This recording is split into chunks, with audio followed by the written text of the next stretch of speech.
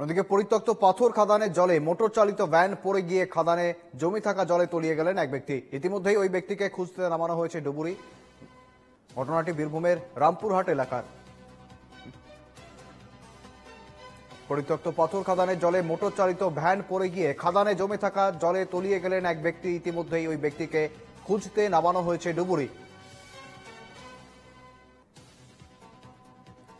সঙ্গে রয়েছেন প্রতিনিধি অঞ্জন দে। অঞ্জন, জলে তলিয়ে গেলেন এক ব্যক্তি, ইতিমধ্যেই ডুবুরি নামানো হয়েছে, তার কি খোঁজ এখনো পর্যন্ত পাওয়া গিয়েছে? কিভাবে ঘটলো এই দুর্ঘটনা অঞ্জন?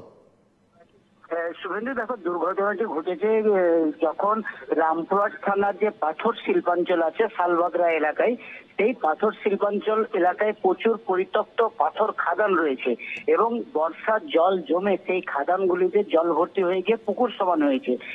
আমরা যেটা জানতে পেরেছি যে ওই খাদানের পাশ দিয়ে একটি যন্ত্র চালিত ভ্যান যখন রাস্তা দিয়ে যাচ্ছিল, সেই সময় নিয়ন্ত্রণ হারিয়ে সেই যন্ত্রচালিত ভ্যানটি পাথর খাদানের যে জমে থাকা জল তার মধ্যে পড়ে যায় এবং পড়ে গেলে যিনি ভ্যানের চালক তিনি কিন্তু সেই পাথর খাদানের জলে তলিয়ে গিয়েছে।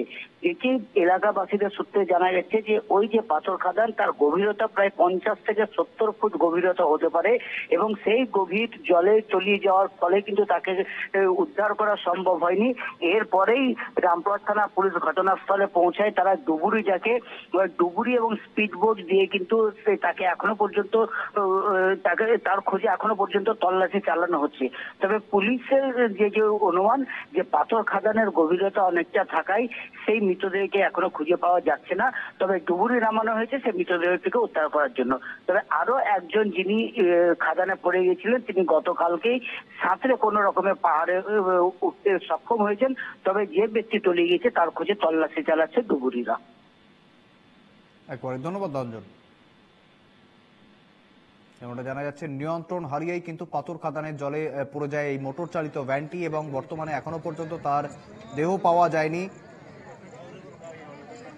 এবং তার খোঁজে এখনো পর্যন্ত তল্লাশি জারি রয়েছে।